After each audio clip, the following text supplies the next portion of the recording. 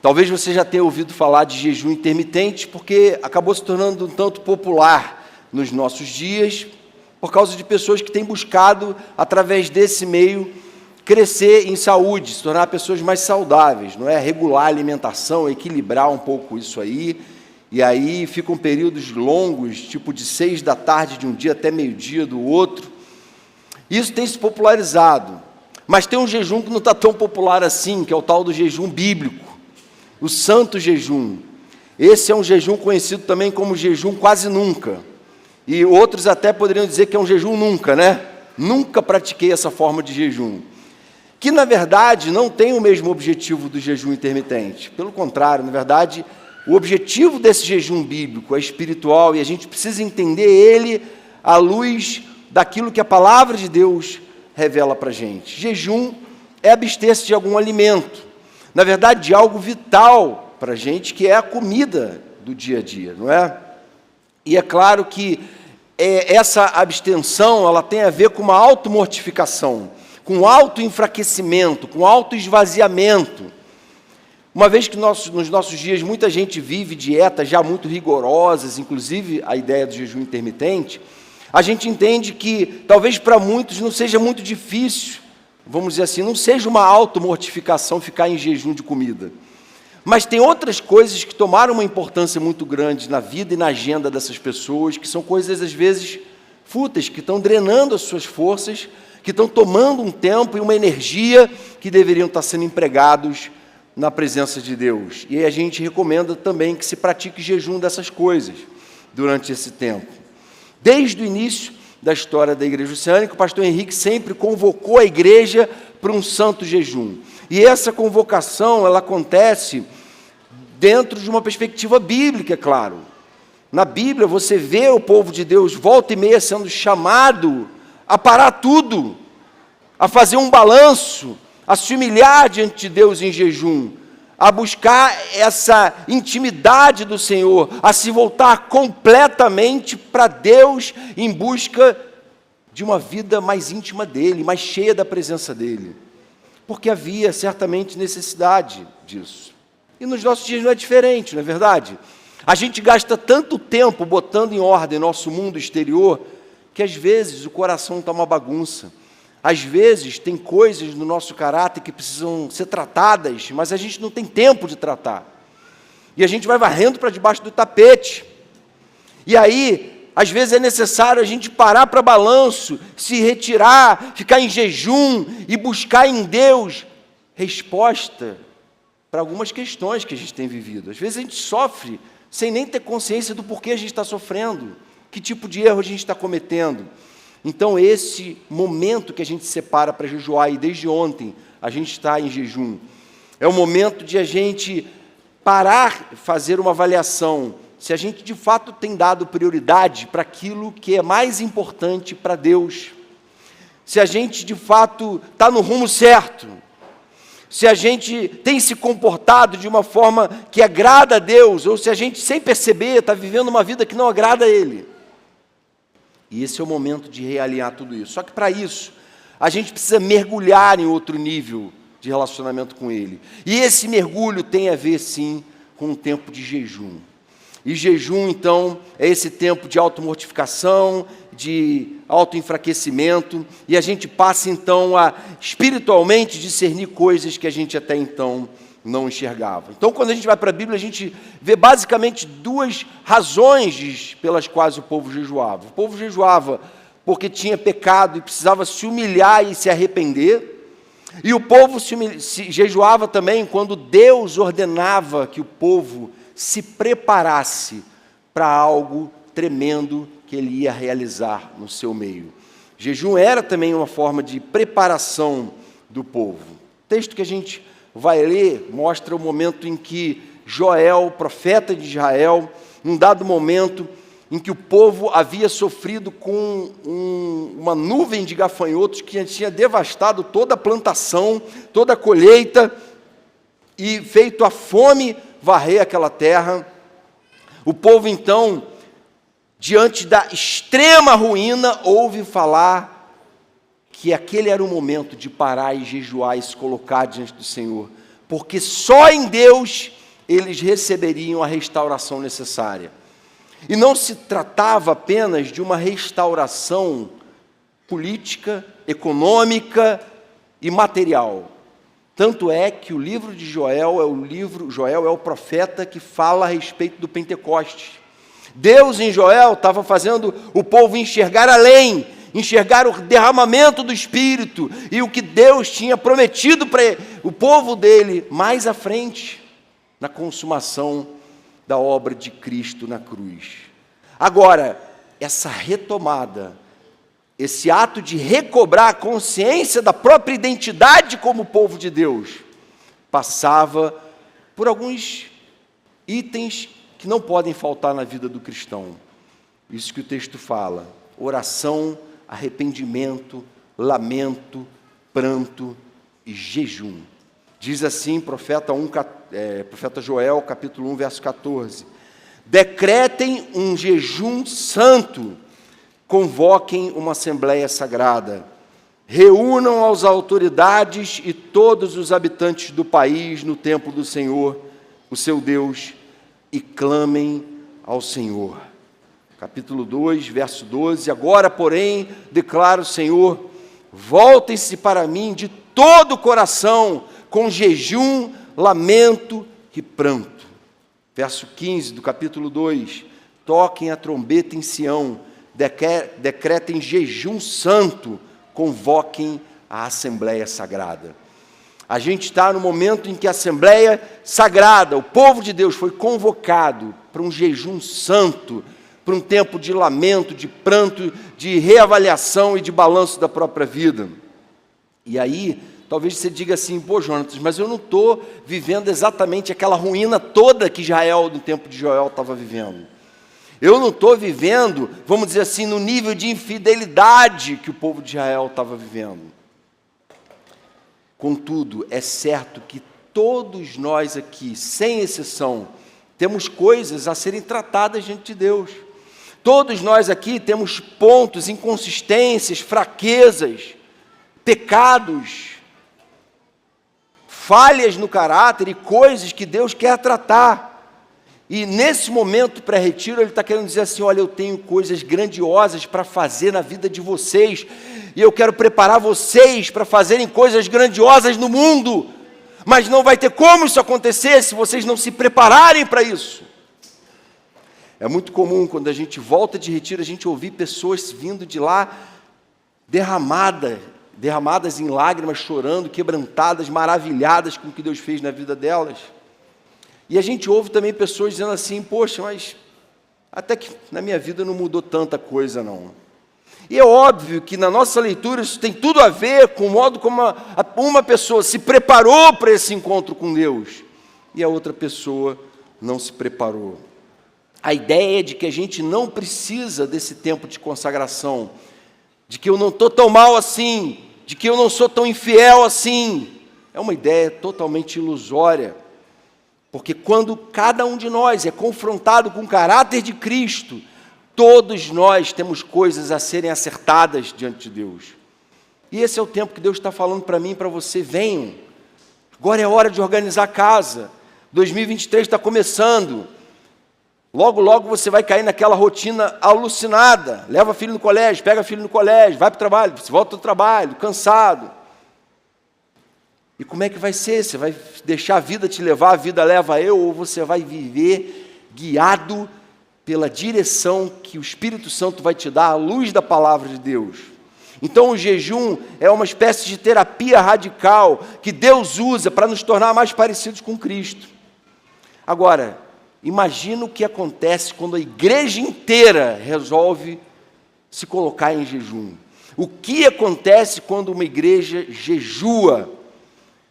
O que corre o risco de acontecer? Primeira coisa, a igreja em jejum mostra quem é de fato o seu Senhor. Igreja em jejum está dizendo para Deus: olha, Senhor, eu sei que o Senhor nunca se esquece de que nós somos o teu povo, mas a gente às vezes se esquece de que o Senhor é o nosso Deus. Às vezes a gente dá atenção demais a tanta coisa, e a tanta coisa concorrendo, e a gente está devotado a tanta coisa, que Deus não ocupa prioridade na nossa vida. E jejum é um momento de falar assim: olha, Senhor, nós, a Igreja Oceânica, queremos dizer para o Senhor que na nossa vida o Senhor é a prioridade. O Senhor é o que há de mais importante na nossa vida. Israel estava amando mais ao mundo do que a Deus. Por isso, o Senhor ordena, decretem um jejum, voltem-se para mim com jejum. Não se trata apenas de abstenção de coisas, de parar de fazer certas coisas, que às vezes são até lícitas e boas, mas é muito mais do que isso. É o que você vai fazer no lugar dessas coisas. É o quanto você vai buscar ao Senhor, é o quanto você vai buscar se alimentar do maná que cai do céu, do alimento espiritual que vem do alto para a sua vida. Então, jejuar significa que o tempo e a energia que gastávamos com certas coisas, agora vamos dedicar a nossa consagração a Deus. E, irmãos, é impossível nós sairmos dessa experiência do mesmo jeito que nós entramos nela. É impossível. Então, a gente precisa jejuar para lembrar que a verdadeira fome da nossa alma só pode ser aplacada por Deus. Ele é o nosso alimento. Ele é todo o alimento de que precisamos para ter vida. Ele é a nossa provisão. Jesus entendeu isso. Num certo momento, Jesus estava jejuando e os discípulos começam a ficar preocupados. Senhor, você está muito tempo sem comer. Senhor, come alguma coisa. E Jesus fala para eles assim: o meu alimento consiste em fazer a vontade daquele que me enviou. O meu alimento é o Senhor. Paulo diz em Coríntios 10, 31, quer vocês comam, quer bebam, quer façam qualquer outra coisa, que tudo seja feito para a glória de Deus. Tudo da nossa vida tem que ser para a glória de Deus. Então, nós não vamos jejuar para disciplinar a nossa forma física, mas para mostrar que a nossa fome por Deus é maior do que as nossas demandas mais importantes. Amém? Essa é uma lição importante. Deus é quem dá sentido à nossa vida, é quem sustenta a nossa família, é quem nos mantém de pé, é quem nos socorre nas adversidades. Ele é a nossa esperança.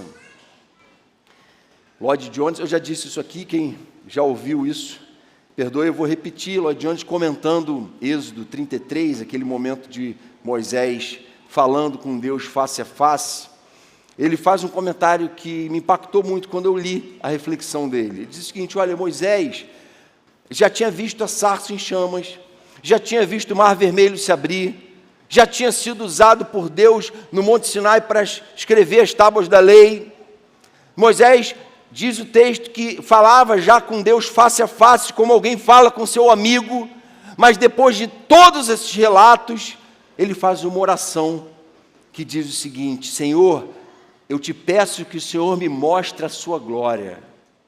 E o que Lloyd Jones fala é o seguinte: gente, Moisés queria mais intimidade do que ele já tinha com Deus. Moisés tinha uma intimidade com Deus que talvez eu e você nunca venhamos a ter. No nível de falar com Deus como quem fala com seu amigo. E esse mesmo Moisés, depois de tudo isso, fala: Senhor, eu quero mais, eu quero ver a sua glória. Eu sei que o Senhor tem mais para mim do que eu tenho vivido. E aí o pregador inglês fala o seguinte: não deveríamos nós corar de vergonha diante disso? Porque Moisés desejava conhecer a revelação de Jesus Cristo, que superou a lei que nós conhecemos, e nós, tendo conhecimento de Cristo, muitas vezes não temos essa avidez toda que Moisés tinha. Nós, tendo a revelação da cruz, do amor de Deus encarnado, da graça bendita e salvadora, por que razão não temos tido sede de Deus, não temos feito de Deus o nosso verdadeiro e mais consistente alimento para a vida?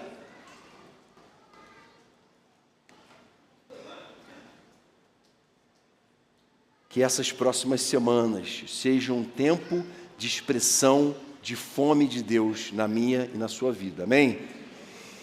Segunda lição: quando a igreja jejua, ela se santifica.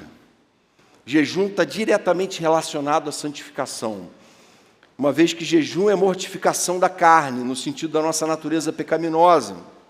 Então, se alguém jejua observando atentamente a abstenção daquilo que se propôs a se abster, essa pessoa não está necessariamente jejuando aos olhos de Deus. O jejum dessa pessoa não é necessariamente espiritual,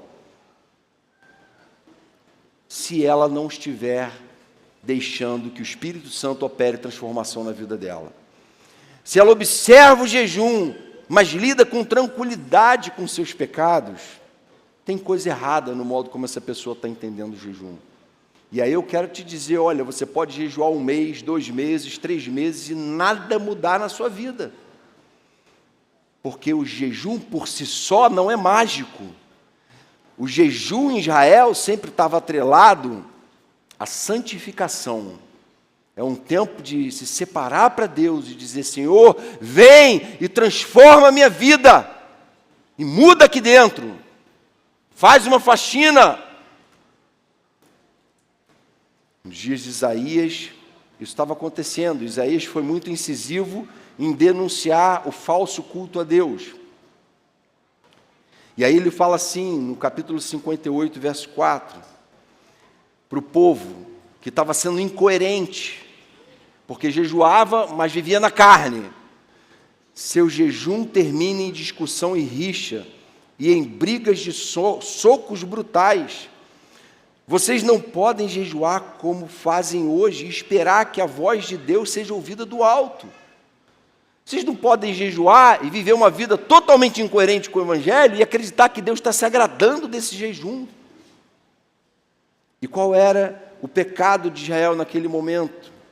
Um pouco parecido com o que a gente tem nos nossos dias. Ricos, ambiciosos, oprimiam seus escravos, deixando eles passarem fome, oprimindo e maltratando eles.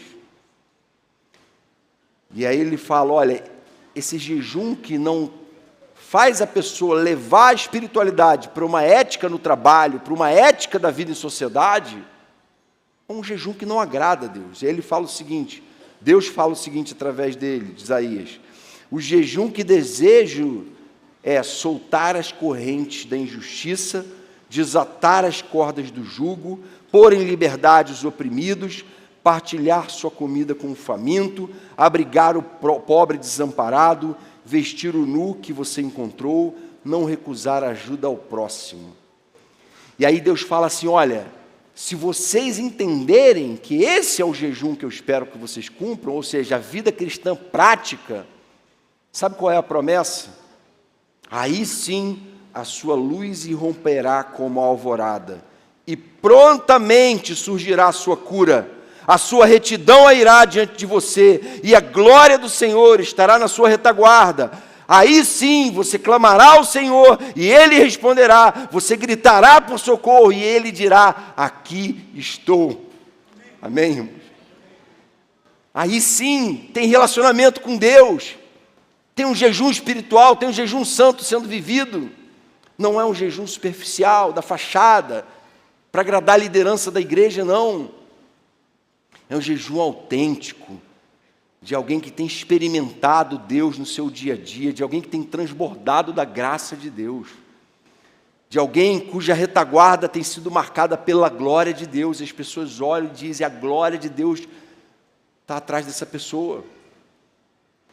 O Senhor não admite jejum associado a uma vida incoerente com a sua palavra. Cristão que jejua deve ser também o mesmo cristão que é ético no trabalho, que lida com dinheiro de forma santa, que não alimenta no coração o desejo de adultério, que trata a esposa com honra, que trata os filhos com sabedoria, é alguém que está sempre inconformado com o seu próprio estado moral. É alguém que tem fome de agradar a esse Deus. Então, durante essas semanas que a gente vai estar jejuando, pergunte o tempo todo para si mesmo, o que está mudando na minha vida? Senhor, tem coisa que eu quero aqui colocar diante do teu altar e pedir, vem trazer cura, vem trazer a sua intervenção soberana e sobrenatural. Quando jejua, o soberbo se torna humilde, o violento se torna manso, o rancoroso se mostra perdoador, O estressado se mostra calmo, o impuro se mostra puro, porque está em jejum, porque está se separando para o seu Deus. E aquilo que às vezes era uma situação esporádica, de Deus falando no meu coração, agora é Deus o tempo todo está falando, está trabalhando, está operando. Quando Josué finalmente começaria a tomar posse da terra prometida, depois de 40 anos de peregrinação no deserto, e iria liderar o povo, então, a atravessar o Jordão, ele diz o seguinte: santifiquem-se, porque amanhã o Senhor fará maravilhas no meio de vocês. Amém? Todo mundo quer, pô, Jonas, eu quero muito que nesse retiro o Senhor faça maravilhas na minha vida. Eu quero ser impactado, eu quero sair de lá transformado. E o que a palavra diz para mim e para você hoje é: santifique-se, prepare-se para isso. Porque se você se preparar, não tenha dúvida nenhuma de que muito antes do retiro, Deus vai começar a fazer maravilhas na sua vida, e depois do retiro, Ele vai continuar a fazer maravilhas na minha e na sua vida. Amém? Então, se daqui a 3 semanas estaremos começando uma nova jornada, vai depender sim do quanto vamos levar esse jejum a sério. Se os céus vão de fato se abrir sobre nós durante esses dias de retiro, vai depender sim do quanto nós estamos nos preparando para isso. Terceira lição: o jejum prepara a igreja para o seu ministério. E alguns diriam assim: jejum é um tempo de preparação, para o ministério. E qual é esse ministério segundo a descrição do próprio Jesus, lá em Marcos 16? Jesus diz o seguinte para os discípulos: estes sinais acompanharão os que crerem. Em meu nome expulsarão demônios, falarão novas línguas, pegarão em serpentes, e se beberem algum veneno mortal, não lhes fará mal nenhum. Imporão as mãos sobre os doentes, e estes ficarão curados. Esse é o padrão ministerial de Jesus. Isso era o que Jesus vivia na sua vida ministerial. Ele está dizendo assim: vocês são o corpo de Cristo no mundo, e vocês estão aqui no mundo para continuar a minha missão. E essa missão tem a ver com a manifestação desses sinais e prodígios. É verdade que algumas dessas maravilhas de volta e meia acontecem, talvez esporadicamente, não é? Mas será que tem acontecido com a frequência com que deveria? Porque Deus não mudou. O poder de Deus não diminuiu. O que pode ter acontecido de 2000 anos para cá? O que acontece é que muitas vezes nós, a igreja do Senhor, não temos nos colocado diante dele para nos preparar para o exercício desse ministério. E não temos visto muito do que Deus quer que a gente veja, quer que a gente experimente. Por uma razão simples: é mais cômodo para a gente administrar a nossa própria vida, administrar a nossa própria fé, criar nossas próprias teologias, ao invés de a gente falar: Senhor, a gente está muito aquém do que o Senhor tem para nós, a gente quer mais do Senhor.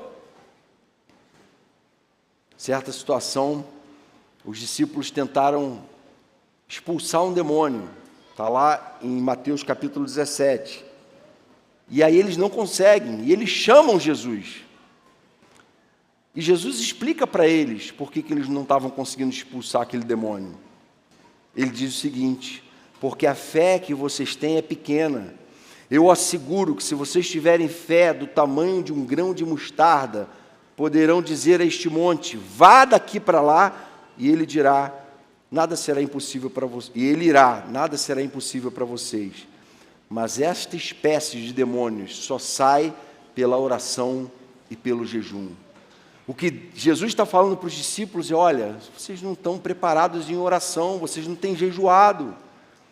Consequentemente, no momento em que é demandada uma intimidade com Deus, uma autoridade espiritual diante das situações do tempo, você não tem voz profética dentro da sua própria casa. Tem sido um covarde. Por quê? Porque não tem buscado a Deus em jejum, porque não tem orado, porque não tem preparado o coração. E aí perdeu a autoridade sobre os próprios filhos. Perdeu a autoridade na relação conjugal. Só que o que Deus quer não é que a gente se acomode e diga, é assim mesmo, tem sido assim, vai continuar sendo assim. Não. É que você fale, Senhor, tem que ser diferente daqui para frente. Eu não vou viver acuado. Eu vou assumir o posto. Eu vou assumir minha posição como homem de Deus, como uma mulher de Deus, como um filho e uma filha de Deus dentro da minha casa. E orar pela minha família. Vou orar. E eu quero que o Senhor me prepare para cumprir essa missão. Eu vou me preparar em jejum. E eu quero ser alguém usado pelo Senhor à minha volta. Na vida daqueles que estão à minha volta. Tem uma razão para Jesus. Jesus, que era Jesus, o próprio Filho de Deus encarnado, que não tinha conhecido pecado, ter jejuado 40 dias e 40 noites. Se ele, que não tinha pecado, jejuou 40 dias e 40 noites, se preparando para a missão, que dirá eu e você? Fracos, pecadores, tendentes à carne. Muito mais, temos necessidade de nos separar e buscar a intimidade do Senhor. Moisés, quando Deus usou ele para escrever as tábuas da lei, ele ficou 40 dias e 40 noites em jejum, durante os quais Deus usou ele para escrever o livro da lei. Elias, quando Jezabel queria matar ele, e foi atrás dele, ele jejuou durante 40 dias até o Horebe, onde Deus falou com ele. O apóstolo Paulo, antes de ser chamado pelo Senhor, ficou 3 dias em jejum. E durante esses 3 dias, Deus preparou ele para ser o apóstolo aos gentios. E só então Deus começou uma obra na vida de Paulo. Deus lhe daria um novo nome. Se eu e você decidirmos separar esse tempo para nos consagrarmos com seriedade a Deus, uma coisa radical dessa pode acontecer. A gente não tem necessidade de mudar o nome da identidade, mas aqui a ideia é uma mudança radical de identidade. Tem gente que está chegando agora a 20 dias do retiro como Saulo ainda. Uma identidade totalmente distorcida pelo pecado. E Deus quer transformar esses Saulos que estão aqui hoje em Paulos, apóstolos de Cristo, amém? Em homens e mulheres usados por Ele poderosamente na missão aos gentios. Se Moisés, Elias, Paulo e o próprio Jesus sentiram necessidade de se colocar em jejum para se preparar, irmãos, quanto mais nós. Algumas aplicações. Primeira, considere Deus o seu principal alimento. Considere Deus o seu principal alimento. No jejum, lembre disso, não é tanto o que você está deixando de fazer ou deixando de comer. Jejum é aquilo que vai, a partir de agora, te alimentar. É aquilo que você vai buscar diante de Deus. É o tempo que você vai dedicar a Ele no lugar dessas coisas. É o mais que você vai buscar na presença dEle. É parar tudo e dizer para o Senhor, eu preciso de mais de Ti na minha vida. Não há nada mais importante do que o Senhor na minha vida. Sem o Senhor, nada que eu sou ou faço tem sentido. Jesus disse assim, eu sou o pão vivo que desceu do céu, se alguém comer deste pão, viverá para sempre. Eu sou o pão que vai alimentar vocês durante esses dias. Eu quero ser o alimento presente na vida de vocês, na alma de vocês, em todo o tempo. Enquanto a gente estiver tentando resolver as coisas no nosso braço, com a nossa força, com a nossa energia, do nosso jeito, a gente vai quebrar a cara. Por isso o Senhor quer que a gente se entregue, se esvazie e busque a Ele, e se encher dEle todos os dias. E o jejum é uma das formas como a gente entrega o senhorio das nossas vidas a Deus. Segunda aplicação, deseje ter a vida transformada por Deus durante esse jejum. Não é simplesmente cumprir um rito que a gente cumpre todo ano, antes do retiro, não é simplesmente, vamos dizer assim, cumprir a orientação da liderança, é mais do que isso, tem que ser mais do que isso. Não, Senhor, é entre mim e o Senhor, e eu quero a minha vida transformada. E eu quero que o Senhor venha fazer uma limpeza E eu quero que o Senhor me mostre o que está errado, que precisa de conserto. E eu quero buscar o teu ideal para a minha vida e não me conformar com o meu ideal limitado. Quando Daniel e seus amigos resolveram consagrar uma espécie de jejum a Deus, veja o que o relato do texto diz. Peço que faça uma experiência com seus servos durante 10 dias. Ele fala isso na Babilônia, para aquele que era responsável, encarregado por eles ali. Não nos dê nada além de vegetais para comer e água para beber. Depois, compare a nossa aparência com a dos jovens que comem a comida do rei e trate os seus servos de acordo com o que você concluir. Ele concordou e fez a experiência com eles durante 10 dias. Passados os 10 dias, eles pareciam mais saudáveis e mais fortes do que todos os jovens que comiam a comida da mesa do rei. A comida da mesa do rei é a comida mais gostosa, é a comida mais nutritiva, é a comida cheia de proteína, não é? E como é que pode, então, os jovens de Judá estarem mais saudáveis e mais fortes, se eles não se alimentaram tão bem assim? Irmãos, o que esse texto quer dizer para a gente é que quando a gente se coloca em tempo de consagração a Deus, Deus move o sobrenatural na nossa vida e opera grandes coisas e grandes transformações, de forma que a gente, sem perceber, vai estar impactando a vida daqueles que estão testemunhando. E é isso que vai acontecer na minha e na sua vida. Não duvide disso. Problemas insolúveis, de repente, vão se mostrar simples. Problemas emocionais vão ser curados e tratados ao longo desse tempo que você vai se separar para Deus e para buscar a presença dEle. E por fim, última aplicação, entenda o jejum como preparo para a missão. Paulo compara a vida do cristão à vida de um atleta. Ele compara também a vida do cristão a um soldado, mas aqui eu vou enfatizar essa vida do atleta. Lá em Coríntios 9, ele diz o seguinte: todos os que competem nos jogos se submetem a um treinamento rigoroso para obter uma coroa que logo perece, mas nós o fazemos para ganhar uma coroa que dura para sempre. Sendo assim, não corro como quem corre sem alvo, e não luto como quem esmurra o ar, mas esmurro o meu corpo e faço dele meu escravo, para que depois de ter pregado aos outros, eu mesmo não venha a ser reprovado. Paulo está dizendo, olha, assim como o atleta se esmera para se preparar para o cumprimento da missão, eu também quero estar me preparando, não quero ver o tempo passar desapercebido, não quero deixar as coisas ganharem um rumo condicionado pelo pecado. Paulo entendia que cada minuto dedicado à obra de Deus vale a pena. E Deus espera de nós que a gente se coloque diante dEle em constante preparação para aquilo que Ele quer fazer em nós e através de nós nesses dias. Amém? Você pode dizer que tem se preparado dia a dia como esse atleta espiritual? Vamos juntos, com grande expectativa, nos unir nessa busca? Amém?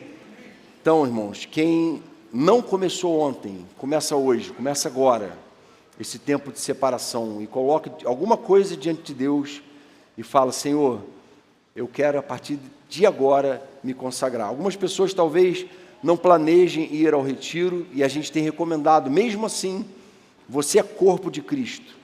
Mesmo ausente do retiro, você está presente no corpo. E toda essa experiência é para toda a igreja. E Deus quer, sim, fazer a gente, daqui a 3 semanas, um pouco mais, voltar desse retiro, testemunhando das maravilhas que Ele vai fazer no nosso meio. Amém? Senhor querido, obrigado pela Tua palavra, obrigado por essa direção que o Senhor tem dado ao pastor Henrique, ao conselho da igreja, no sentido de nós, o Teu povo, nos colocarmos diante do Senhor, preparando o nosso coração para aquilo que o Senhor quer transformar na nossa vida individual e também enquanto igreja, Senhor. Vem tratar o nosso coração, vem nos humilhar na Tua presença nesses dias, vem nos fazer, nos banquetear espiritualmente mesmo que a gente esteja comendo menos. Vem fazer com que a Tua glória esteja na nossa retaguarda e vem fazer com que a nossa vida seja para a glória e louvor do Teu nome que te pedimos, Jesus. Capacita cada um em cada voto que vai fazer, em cada coisa que vai apresentar ao Senhor, para que ao longo dessas semanas, Senhor, a gente já veja os sinais e maravilhas do Senhor sendo manifestos no nosso meio, para a honra, glória e louvor do Teu nome, Jesus. Amém, Pai.